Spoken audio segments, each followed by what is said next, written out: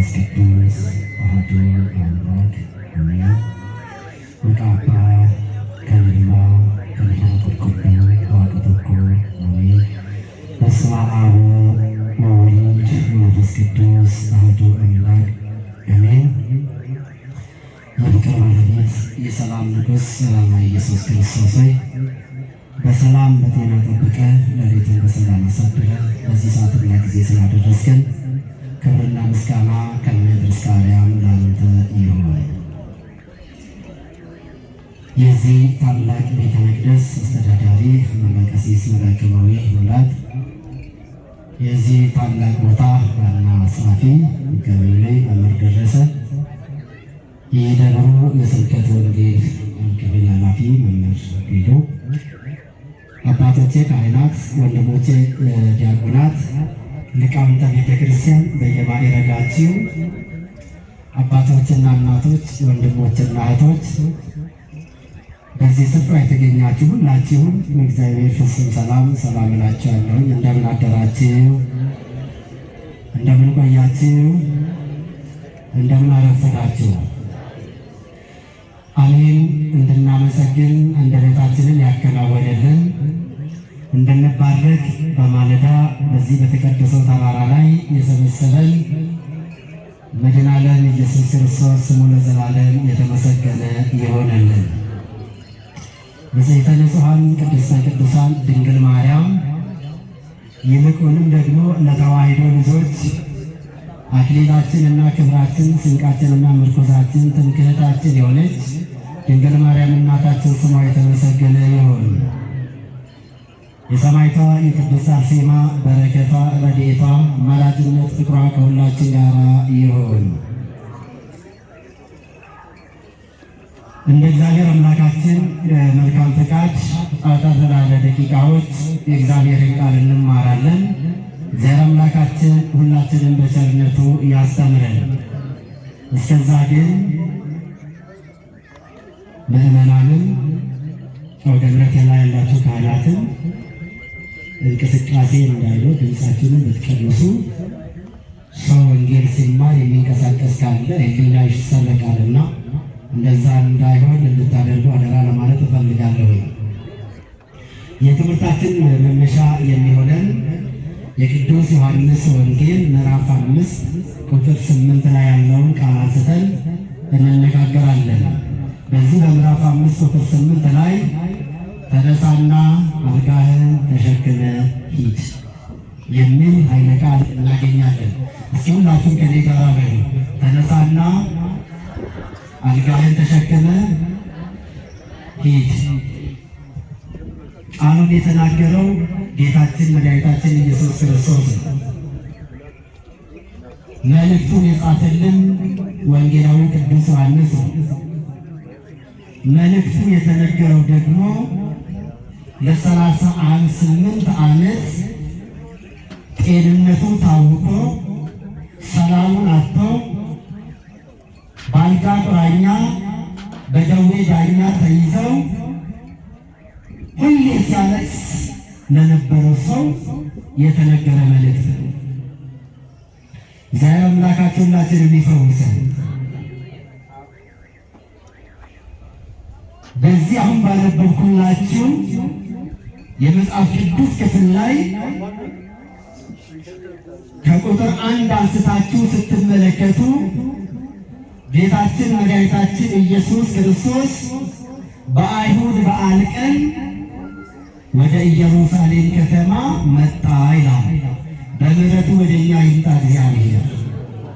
እዚህ ስፍራ ባለንበት አሁን ተጨንቀን ላለን ሰዎች፣ ሰላም አጥተን ላለን ሰዎች፣ መረጋጋት አቅቶን ላለን ሰዎች፣ እንቆቅልሻችን አልፈታ ላለን ሰዎች፣ ሕልማችን አልተረጎም ብለው ብዙ ጊዜ ለምንጨነቅ ሰዎች እግዚአብሔር አምላክ በምሕረቱ ወደ ሁላችንም ይምጣ። በዛ ከተማ ድንቅ ታምር ማድረግ ስለፈለገ ጌታችን መድኃኒታችን ኢየሱስ ክርስቶስ ወደ ኢየሩሳሌም ከተማ መጣ። በዚህ በኢየሩሳሌም ከተማ 5 በሮች ያሏት ይህች ስፍራ የመጠመቂያ ቦታ የሆነች ይህች ስፍራ የእግዚአብሔር ድንቅ ነገር የሚነገርበት የምታይበት ስፍራ ወደዛ ቦታ ላይ መድኃኔዓለም ኢየሱስ ክርስቶስ ወደዛ ስፍራ መጣ። ስሟም በዕብራይስጥ ቤተሳይዳ ትባላለች። ቤተሳይዳ ማለት ደግሞ ቤተሳይዳ የምግብ ቤት፣ የእንጀራ ቤት፣ የምህረት ቤት ማለት ነው። በዚህ ቦታ ላይ መድኃኔዓለም ክርስቶስ ሲመጣ 5 መደቦች ወይም እርከኖች ነበሩ። በእነዚህ 5 መደቦች ወይም እርከኖች ላይ ብዙ ድውያን የታመሙ ነገር ግን ምሕረትን የሚሹ የተጨነቁ ነገር ግን መረጋጋትን የሚፈልጉ ከአምላካቸው ከእግዚአብሔር ጋር መገናኘት የሚፈልጉ እጃቸው የሰለለ ወገባቸው የጎበጠ ቀና ብለው መንቀሳቀስ ያቃታቸው ብዙ ድውያን እዚህ ቦታ ላይ ተኝተው ነበር ነው የሚለው መጽሐፍ ቅዱስ። በዚህ መጠመቂያ ቦታ ላይ በአካባቢው ላይ በዛን ዘመን የተለመደው በዓመት አንድ ጊዜ የሰማይ መልአክ ይወርድና ያንን ውሃ ገብቶ ያናውጸዋል። በሌላ አማርኛ ውሃውን ይባርከዋል። መልአኩ ከሰማይ ወርዶ ያንን ውሃ በሚባርክበት ሰዓት ላይ ከተሰበሰበው ሕዝብ መካከል አንድ ሰው ቀድሞ እየገባ ከምንም አይነት ደዌ ከምንም አይነት በሽታ ይፈወሳል። ስለዚህ እነዚህ በሽተኞች ጠቅላላ እዛ ቦታ ተሰብስበው ልክ ዛሬ እዚህ ቦታ ላይ ሁሉም ተሰብስበው ተሰልፈው ጸበል እንደሚጠብቅ ተሰብስበው የአርሴማ የቅዱስ አርሴማን ተአምር ለማየት በማሯ ተጠቅሎ ለመፈወስ እንደሚሰበሰብ ብዙ ተሰብስበው ነበር ይላል መጽሐፍ ቅዱስ። በዛች ቦታ ላይ ብዙ ድውያን ተኝተው ባለበት ሰዓት ላይ ሁሉም በዓመት አንድ ጊዜ አንጋጠው ሰማዩን ይመለከታሉ። መልአኩ ወርዶ ውሃውን ይባርካል ብለው መልአኩ ከሰማይ ወርዶ ውሃው ሲያናውጥ ውሃው ይነቃነቃል። ውሃው ሲነቃነቅ ይመለከቱና አቅም ያላቸው ሰዎች ቀድሞ ዘለው ይገባሉ፣ ከበሽታቸው ይፈወሳሉ።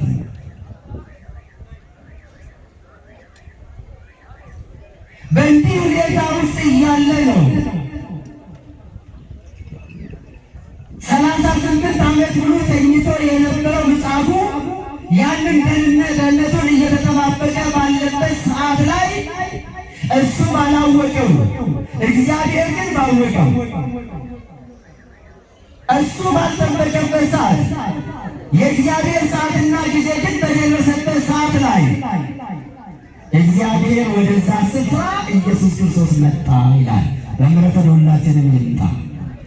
እኛ ባላሰብንበት ሰዓት፣ ባለቀስንበት ሰዓት፣ ተስፋ በቆረጥንበት ሰዓት፣ አፎን ባልንበት ሰዓት ጠላቶቻችንም አብቅቶልሃል፣ አትድንም፣ ምሕረት የለህም፣ ያንተ ጉዳይ አብቅቷል ብለው በእኛ ላይ ሴራቸውን ያሴሩ ነገሯቸውን ከቋጠሩ በኋላ እግዚአብሔር ታሪክ መቀየር ስለሚችል እግዚአብሔር ሁሉን አዋቂ ስለሆነ በዛ ሰዓት ላይ እግዚአብሔር አምላክ ወደዛ ስፍራ ላይ መጣ ይላል። እግዚአብሔር ሁላችንን ይምጣ። እዛ ቦታ ላይ ሲደርስ እንዲህ አለው፣ ምጻጉን ተመለከተ። እግዚአብሔርም ያውቃል፣ ስንት ዘመን እንደተኛም ያውቃል፣ ለምን እንደተኛም ያውቃል፣ መቼ እንደሚድንም ያውቃል፣ ተአምሩ መቼ እንዴት እግዚአብሔር እንደሚገልጽም ያውቃል እግዚአብሔር። ነገር ግን ሕዝቡን ለማስተማር ለእኔና ለእናንተ ትምህርት እንዲሆን ተስፋ የቆረጥነውን ሰው ተስፋችን በእግዚአብሔር እንዲቀጠል እንድናምን 38 ዓመት ከተኛ በኋላ ኢየሱስ ክርስቶስ ወደዛ በሽተኛ መጣ። ልክ ኢየሱስ ክርስቶስ ወደዛ በሽተኛ መጥቶ ከደረሰ በኋላ ወደ ምጻጉ ቀረበና ልትድን ትወዳለህን አለው። እስኪ ሁላችሁ በሉ ልትድን ትወዳለህን? ልትድኑ ትፈልጋላችሁ? እግዚአብሔር የሚጠይቀው ይሄንን ነው። ልትድኑ ትወዳላችሁ ወይ? መዳንን ትሻላችሁ ወይ? የእግዚአብሔር የመጀመሪያው ጥያቄ ነው። ስለምን ኢየሱስ ልትድን ትወዳለህ ብሎ ጠየቀ? አንደኛው እግዚአብሔር አምላክ ዲሞክራት አምላክ ነው። ማንንም አስገድዶ አይገዛም።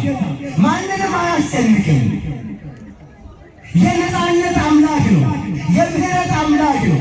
የፍቅር አምላክ ነው። ሁሉን ነገር እኛ በወደድንና በፈቀድን ልክ ኢየሱስ ክርስቶስ ያደርጋል። ልትድን ትወዳለህ አለ። ሁለተኛውና ዋናው ነገር ኢየሱስ ክርስቶስ አሁን ያለንበትን ያለፍነውንም መጽያቱንም ያውቃል። ያውቃል። ኢየሱስ ክርስቶስ ዓለምን ለማዳን ሰውን ለማዳን በዕለተ ዓርብ በመስቀል ላይ በሚሰቀልበት ሰዓት ላይ ይሄ በሽተኛ በጥፊ ክርስቶስ እንደሚመታው ያውቅ ነበር። ጌታ ያውቅ ነበር። ለምን በጥፊ መታ ብሉት አድነኝ ሳልለው ያዳነኝ እሱ ነው ብሎ ሊከስ ስለነበረ ምስሉ ያንን ደግሞ እግዚአብሔር ልቡን ክፋት ስለሚያውቅበት በራሱ አናሶ በራሱ አናግሮ ምክንያት አሳጥቶ ሊቀጣው ስለፈለገ ልትድን ትወዳለህ ብሎ ጠየቀ። የበሽተኛው መልስ ምንድን ነው? ጌታ ሆይ መዳን እወዳለሁኝ፣ ነገር ግን ውሃው በተናወጠ ሰዓት መልአኩ በወረደ ሰዓት እኔ ጋር አንስቶ ውሃ ውስጥ የሚከተኝ የለም፣ ወደ ጸበሉ የሚወስደኝ የለም፣ አቅም የለኝም፣ ሰው የለኝም ማለት። ብዙ ሰው አጥቶ የሚያለቅሱ እኮ አሉ። ባልጋቸው ላይ ቀርተው ሰው ያጡ፣ እንጀራ ለመብላት ሰው ያጡ፣ በተለይ እኛ አሁን ባለንበት ዘመን ሰላምታን ለማግኘት ሰው ያጡ፣ ነግዶ ለመኖር ሰው ያጡ፣ የዕለት ጉርስ የሚያጎርሳቸውን አጥተው የሚያለቅሱ ሰው ያጡ፣ ብዙ ሰው ያጡ ሰዎች አሉ። ይሄ ለእኔና ለእናንተ በእግዚአብሔር ፊት ክስ ነው። ሰው የለም።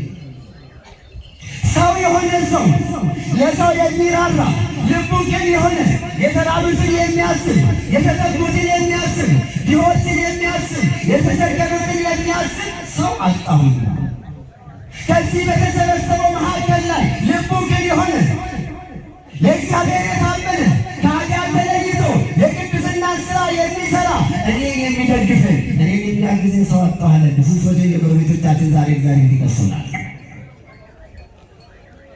ብዙ የሚበሉትን አጥተው በጎረቤቶቻችን የተኙ እኛ ግን ተርፈውን አውጥተን የምንጥል፣ ብዙ የሚለብሱትን አጥተው ከጎረቤቶቻችን ያሉ እኛ ግን የቁም ሳጥኖቻችን በ10 እና 15 አይነት ልብስ ታጭቀው ያለን እግዚአብሔር ፊት እየከሰሱ ያሉ ሰው ጎረቤቶቻችን ደግሞ አለ።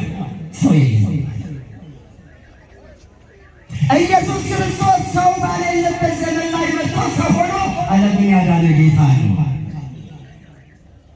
ለሰው ልጆች ሰው የሆነ ሰውን ለማዳን ከሰማይ ሰማይ ወርዶ ከድንግል ማርያም ተወልዶ ሥጋ ማርያም ለብሶ ከነፍሷ ነፍስ ከሥጋዋ ሥጋ ነስቶ ዓለምን በሙሉ ለማዳን የመጣ ስለኔና ስለእናንተ ሰው የሆነ እውነተኛ ዳኛ፣ እውነተኛ ታማኝ እሱ ኢየሱስ ክርስቶስ ብቻ ነው። ክብርና ምስጋና ለስሙ አጠራሩ ይሁን። እሱ ብቻ ነው እውነተኛ ጌታ። እሱ ብቻ ነው እውነተኛ አዳኝ። እሱ ብቻ ነው መድኃኒት። እሱ ብቻ ነው ፈዋሽ። መልክ አይቶ የማያዳላ፣ ሀብት አይቶ የማያዳላ፣ ስልጣን አይቶ የማይገታ፣ ለተገፉት የሚቆም፣ ለተራቡት የሚጨነቅ፣ ላዘኑት የሚያዝን ንጹሕ ባህሪ፣ ንጹሕ ጌታ እሱ እግዚአብሔር ብቻ ነው። ክብርና ምስጋና ለስሙ አጠራሩ ይሁን። እኔ ሰው ሆኜ መጥቻለሁ አለ ያድን። ዛሬ በዚህ ቦታ ላይ ለተሰበሰብነው ሰው ነው ሊያድነን የመጣ ማን ነው? ንገሩ፣ ማን ነው ሊያድነን የመጣ? ክርስቶስ ብቻ እኮ ነው። እግዚአብሔር ነው። ሰው ባጣለበት ዘመን፣ ሁሉም ፊቱን በእኛ ላይ ባጠቆረበት ዘመን፣ ሁሉም ፊቱን በእኛ ላይ ባዞረበት ዘመን አይረባም አይገድም ብሎ ሰዎች በተውን ሰዓትና ጊዜ ላይ ሰው ሆኖ ያዳነን ክርስቶስ ብቻ ነው። ክብርና ምስጋና ለስሙ አጠራሩ ይሁን። አሁንም ተስፋችን እሱ ብቻ ነው። አሁንም ትምክህታችን እሱ ብቻ ነው። ያለ ምክንያት አይደለም። ከሰማይ ወርዶ በመስቀል በመስቀል ላይ ተሰቅሎ ሥጋውን ቆርሶ ደሙን አፍስሶ ዓለምን ያዳነው። እኛ እኮ የደም ዋጋ ልጆች ነን። እኛ እኮ በደም የተገዛ ልጆች ነን። ቅዱስ ጳውሎስ እንደነገረን በዋጋ ተገዝታችኋል። በዋጋ እኮ የተገዛ ነው። በንጹሕ ደም በንጹሕ ሕይወት ነው የተገዛ ነው። ለ5500 ዘመን አንገታችን ደፍተን ስናለቅስ የነበርን በዲያብሎስ ይዞት ተይዘን ስናለቅስ የነበርን እውነተኛው ዳኛ ክርስቶስ እስኪመጣ ድረስ ዓለም በሙሉ ሲያለቅስ የነበረበት ሕይወት እነ ቅዱስ ኢሳይያስ ጽድቃችን እንደ መርገም ጨርቅ ተቆጠረ እስኪሉ ድረስ ብዙ ቅዱሳን ዋጋ ከፍሏል። ብዙ ቅዱሳን ሕይወታቸውን ሰጥተዋል። ግን ዓለምን ማዳን አልቻሉም። ግን የሁላችን ጭንቀት መፍታት አልቻሉም። ግን የሰዎችን እንቆቅልሽ መፍታት አልቻሉም። ያን ሁሉ ሊፈታ የሚችል እውነተኛው ዳኛ እውነተኛው መድኃኒት አቻ የሌለው አማካሪ የሌለው ብቸኛው የዓለም መድኃኒት ኢየሱስ ክርስቶስ ብቻ ነው። ክብርና ምስጋና ለስሙ አጠራሩ ይሁን። ሰው የለኝም ባለበት ሰዓት ላይ ሰው ሆኖ ጥያቄውን ከተቀበለ በኋላ ወደ ትምህርቱ መነሻችን ደረጃ ላይ ደረሰና ተነስና አልጋህን ተሸክመ ሂድ አለው። እስኪ ሁላችሁ ገኑ ተነስና አልጋህን ተሸክመ ሂድ። አመስግኑት ይሄን ጌታ። 38 ዓመት ሙሉ እኮ ሲተኛ እኮ ሰዎች ነበሩ አጠገቡ። 38 ዓመት ሲሰቃይ እኮ ባለመድኃኒቶች ነበሩ እኮ አጠገቡ ላይ።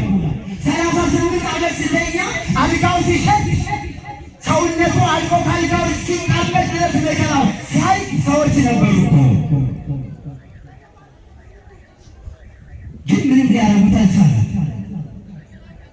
መርፌ ወቅቱ አይደለም፣ ኪኒኒ ሰጥቶት አይደለም፣ ጸበል ቀጥቶ አጠጥቶት አይደለም። በቃሉ ብቻ ተነስና አልጋ ተሸክመ ሂድ።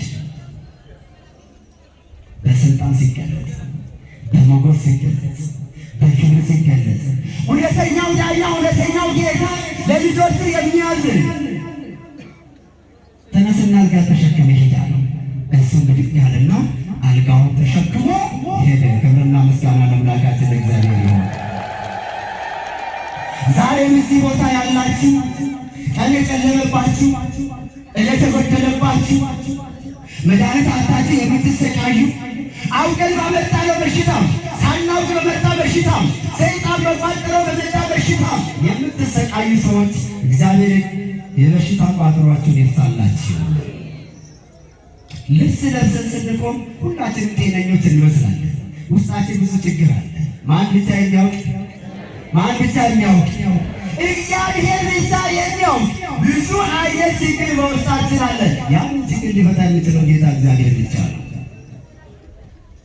እኛ ተስፋ በቆረጥንበት ሰዓት ላይ እኛ ሁሉ ነገር አለቀ ባልንበት ሰዓት ላይ ሰዎቻችን ከጎኖቻችን ያሉት ከዚህ በኋላ እኮ አበቃልሽ፣ ከዚህ እኮ አበቃልህ፣ ትርጉም የለህም፣ ከዚህ በኋላ አትድንም፣ መድኃኒት የለውም፣ ከዚህ በኋላ አልጋ ላይ ትቀራለህ እስከ ሞት ሲሉንና ሲያሴሩብን፣ ነገር ግን እግዚአብሔር ይቻለዋል አይቻልም?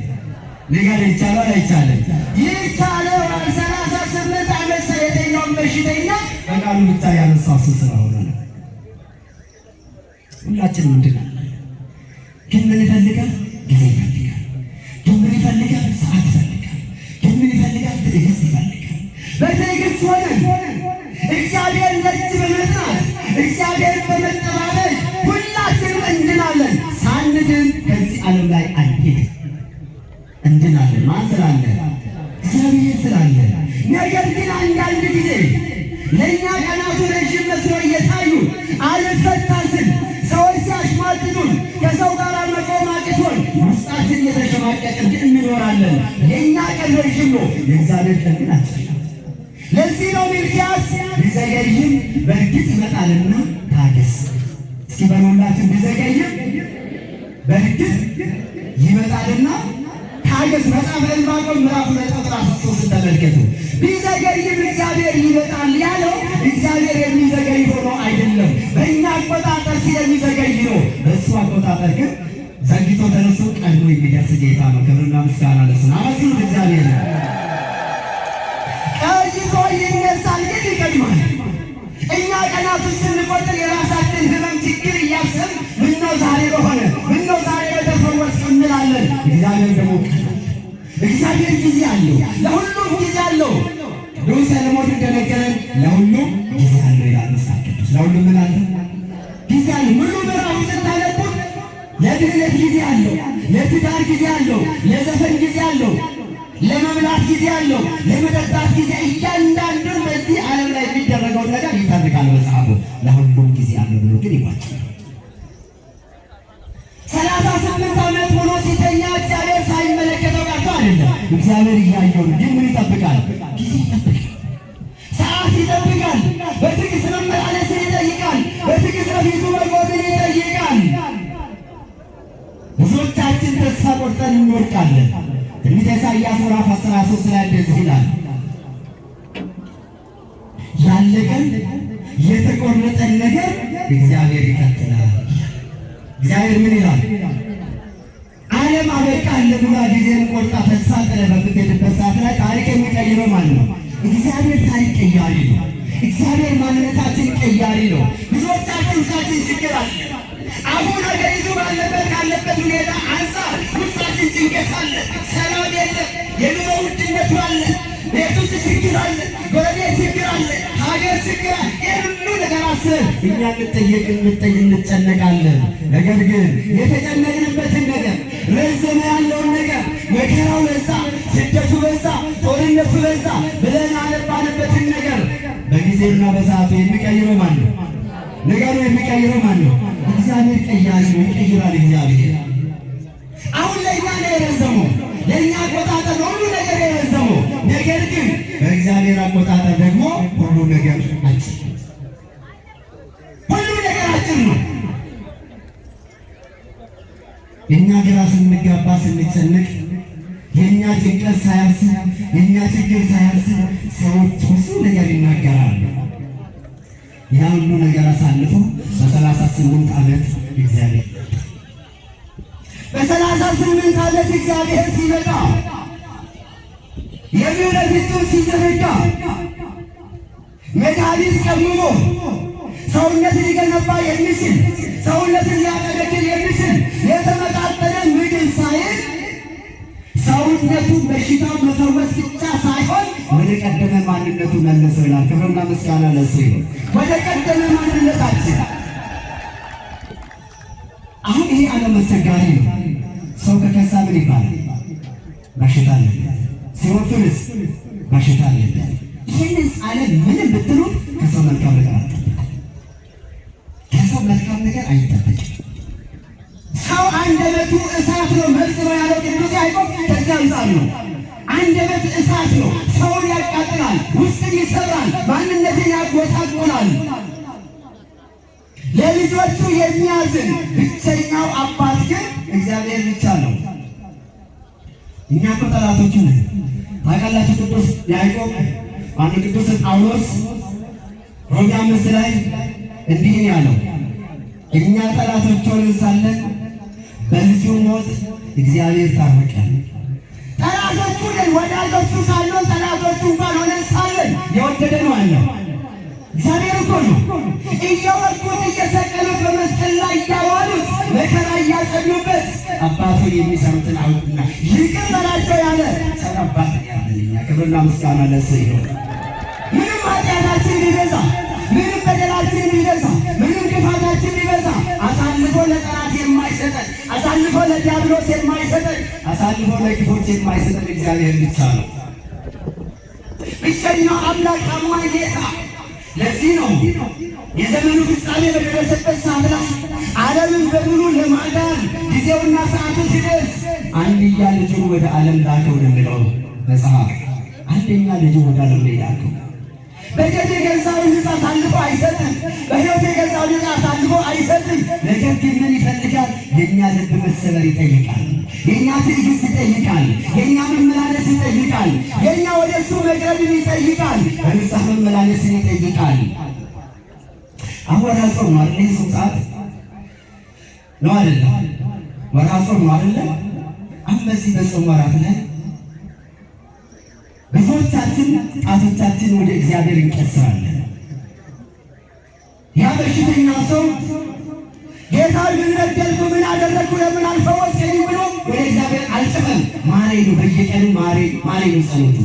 ማረኝ ስለ እግዚአብሔር ምሕረት እጁን ነው ይዞ የመጣው ማረኝ ነው ያለው። ነገር ግን ጌታ ሆይ ምን በደልኩ አላለም፣ ምን አጠፋሁ አላለም። አሁን የኛ ችግራችን የሆነ ራስን እንኳን ሲይዝ ጌታ ምን አደረግኩ አምላኬ ምን በደልኩ እሱ ጣት የሚቀይረው ለእግዚአብሔር ነው። ከኔ ምን ጎሎ ይሆን እግዚአብሔር የፈጠረኝ ይሄ መከራ የመጣብኝ ምን ጎሎ ይሆን ከኔ ምን አጥፍቻለሁ ምን በድያለሁ? በደሙ የገዛኝን በሕይወቱ የገዛኝን ክርስቶስን ምን ሰርቼ አሳዝኜዋለሁ? ይሄ መከራ የመጣው ከምን አንጻር ነው? ራስን መግለጽ ያስፈልጋል። ለዚህ ነው በሐሳብ በዚህ ሰዓት ላይ አሁን ክርስቲያኖች በሙሉ ራሳቸውን አዋርደው ራሳቸውን ዝቅ አድርገው እንደዚህ በሽተኛ ሰው እግዚአብሔር ፊት ቆሞ ያለቀሰ በሙሉ ይፈወሳል። አሁን አካሄዳችን ነው ችግር ያለው፣ አመላለሳችን ነው ችግር ያለው። ከመጀመሪያው ጀምሮ የነገው ህዝብ ከተማ ህዝብ ተመልከቱ። በሶስት ቀን ጾምና ጸሎት ነው ከተማ ይላለች። የእነ ሐማስና መርዶክዮስ ታሪክ የተቀየረው ሐማ በዘጋጀው እንጨት የተሰቀለው በሶስት ቀን ጾምና ጸሎት ነው። የኢትዮጵያ ኦርቶዶክስ ተዋሕዶ ቤተክርስቲያን በዓመት 7 አጽዋማት አለ። ከምንበላው ይልቅ የማንበላው ዘመን ይበልጣል። ግን ለምንድን ነው ምሕረት የጠፋው? ግን ለምንድን ነው እግዚአብሔር ያልማረ በነፍስ በሥጋ ያልፈወሰ? ለምንድን ነው እያለቀስን እንባችን ያልታበሰው? ለምንድን ነው ጠዋት በማለዳ እየተመላለስ ቀን በፀሐይ እየመጣን በደጁ እየወደቅ እግዚአብሔር ስለምዝም ለምን ዝም አለ ይመስላችኋል? ለምን ዝም አለ እግዚአብሔር? አሁን እኮ የእኛ ምልልስና የእኛ ጥያቄ ከእግዚአብሔር ሀሳብ ጋር እየተገናኘ ስለ አይደለም እኮ ነው። ጸበል ቦታ እንመጣለን፣ ጸበሉን እንጠመቃለን፣ የሚሰጠውን እንወስዳለን፣ እንቀባባለን። ብዙዎቻችን እስከነ ኃጢአታችን እስከነ በደላችን እግዚአብሔር ብሎ ፈውሶን ይመልሰናል። ብዙዎቻችን ደግሞ ከበሽታችን ሳንፈወስ እንደዛው ቁጭ ብለናል። ድኖ የሚመለሱት በእነሱ ተአምራት እንዲገለጥ ነው። ሳይፈወሱ የሚመለሱት በእግዚአብሔር በእነሱ ላይ ትዕግስትን እያስተማረ ነው።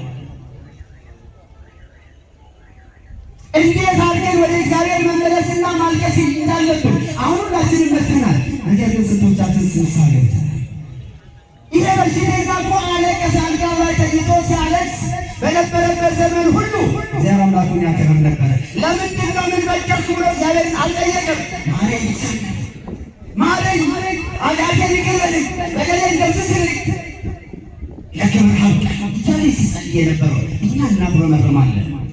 እስራኤላውያኖች ከግብፅ ባርነት ሲወጡ በ40 ቀን ምድረ ርስት ከነዓን ትገባላችሁ ተብሎ ጉዟቸውን የጀመሩት እግዚአብሔር ቃል በቃል ተናግሯቸው በሙሴ አንደበት ተናግሮ በቅዱስ ሚካኤል አንደበት ተናግሮ በሙሴና በሚካኤል አማካኝነት እየመራ እየመገባቸው እያጠጣቸው እየወሰደ እያለ እግዚአብሔር ላይ አጉረመረሙ። ብዙዎቻችን የሆነው ነገር ያልሆነው ነገር እግዚአብሔር ላይ እናጉረመርማለን፣ ጥያቄ እናነሳለን፣ አላስፈላጊ ነገር እንገባለን። ስጋችንን መቆጣጠር አቅቶ ሕይወታችንን መቆጣጠር አቅቶን በራሳችን በደልና ኃጢአት እግዚአብሔር ስናሳዝን እንኖራለን።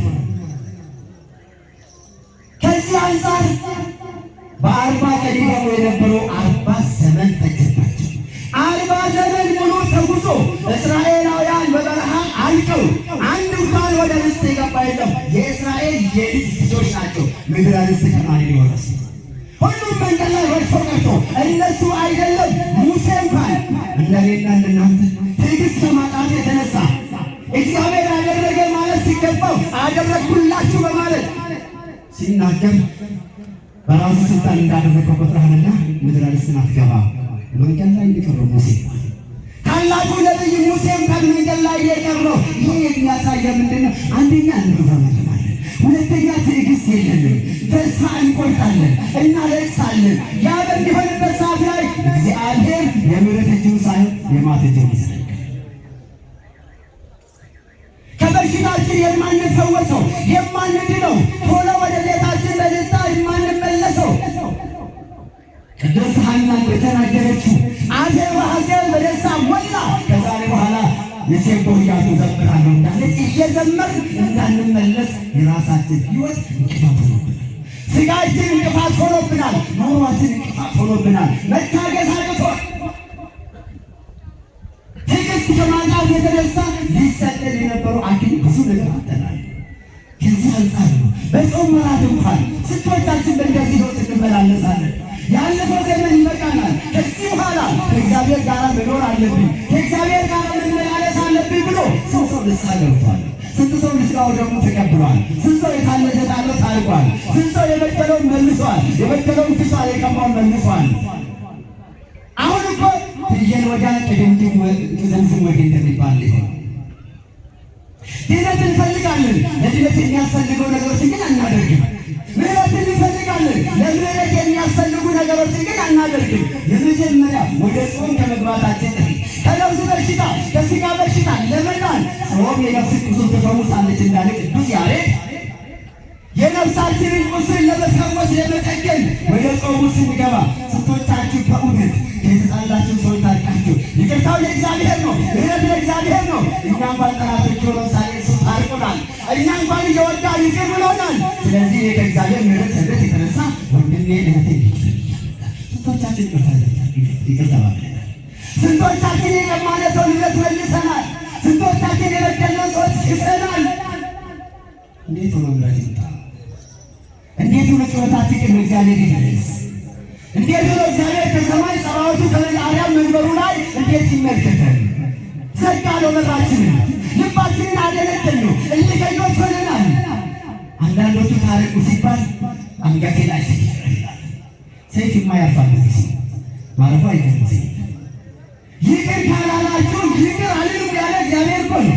ወንድምህን ይቅር ካላልከው፣ እህትን ይቅር ካላልካት ይቅር አልልም። ስታለቅስ ትኖራለህ፣ በምድርም በሰማይም ገሃነም ይጠብቃል። ይህ የእግዚአብሔር ቃል ነው። ስንቶቻችን በፍቅር እንመላለሳለን? ክርስቶስ ፍቅር ነው። ስለ ፍቅርም ከሰማይ ወርዷል፣ በፍቅርም አልፎናል። ስለ ፍቅሩንም በመስቀል ላይ ገልጾ አሳይቶናል። ስንቶቻችን እንተጋገራለን? ስንቶቻችን አንገፋፋ? ስንቶቻችን አንጠላላ? በዘር በዘር በጎሳ በድንበር በወንዝ በተለያየ ስንተዋል። የዚህ እኮ ነው አሁን ምድሪቱ በጦርነት ስትናጥ፣ በኑሮ ውድነት ስትናጥ ሁሉም ያለቅሳል፣ ገናም ያለቅሳል። ልባችን ተመለሰማ ምክንያት እንዲህ አለ፣ በለቅሶና በዋይታ ወደ እኔ ተመለሱ፣ እኔም ወደ እናንተ እመለሳለሁ ብሎ ቃሉ ነገራችሁ። ትንቢተ ሚክያስ ምዕራፍ 2 ላይ እንደዚህ ይላል፣ በለቅሶ በዋይታ በጾምና በጸሎት ወደ እኔ ተመለሱ፣ እኔም ወደ እናንተ እመለሳለሁ ይላል የሰራዊት ጌታ እግዚአብሔር። ይዘንስ ስንቶቻችን ተመለስ፣ ስንቶቻችን ይቅርታ አድርገን፣ ስንቶቻችን በፍቅር መጣን። ለዚህ ነው ምህረት አለን በሽታው ቢዘልቀው። ለዚህ ነው ረጅም ዓመት እያለቀስን የምንኖረው እንደሚገባን ሳንኖር። በጾማችሁ ወራት ይላል ኢሳይያስ ምዕራፍ 58 በጾማችሁ ወራት የሥጋችሁን ፍላጎት ስቃይ ታደርጋላችሁ፣ በእርግጥ ብቻ ትሟታላችሁ፣ ሰራተኞቻችሁን ትበድላላችሁ። አሁን እናንተ መጥታችኋል። ሰራተኞቻችሁ ግን ሕይወት እንዳሌላት ነገር፣ ሕይወት እንዳሌለው ነገር ኩሽና ውስጥ ግመጠመጣል። ከብት ቦታ በእኛት ላይ ተቀምጠዋል። አርነት ታወጡ አይደለምን? ምህረት ታደርጉ ዘንድ አይደለምን? እኔ ምሕረቱን ስማ ሰው ይሄ ነው ይላል እግዚአብሔር። ይሄ ነው የእግዚአብሔር ምሕረት። በጾማችን ወራት ለተራበው ካላበላ፣ ለተጠማ ካላጠጣ፣ ላዘነው ካላረጋጋ፣ እስር ቤት ሄደህ ካልጠየቅ እግዚአብሔር ወደሩ ሰው ይሄ ነው። የምግብ አድማ ነው ይመስለው አሁን በሆነ ያለው ጎረቤት የሚበላ ቢጠጣውን አርቶ እያለቀሰ እኛ ያለንበት ሕይወት እኮ የተለየ ነው። እባካችን ልባችን ይመለስ። በእውነት ክርስቲያኖች እንሁን። በነጠላ የተሸፈነ ክርስትና ነው የበዛው። በመስቀል የተገለጠ ክርስትና ነው የበዛው። ክርስትና መስቀል ማንጠልጠል አይደለም።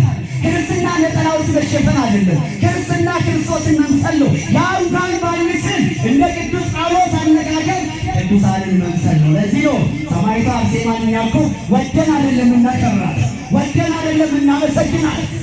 ስለ ቅድስና ስለ ክብር ሕይወቷን ሰጥታ ክርስቶስን የገለጠች እኔ የክርስቶስ ሙሽራ፣ እኔ የክርስቶስ የታጨሁ አንድ ንጽሕት ሴት ነኝ፣ የዚህ ዓለም ኃጢአት አልፈልግም ብላ ክርስቶስ ማንነቱን የገለጠችልን።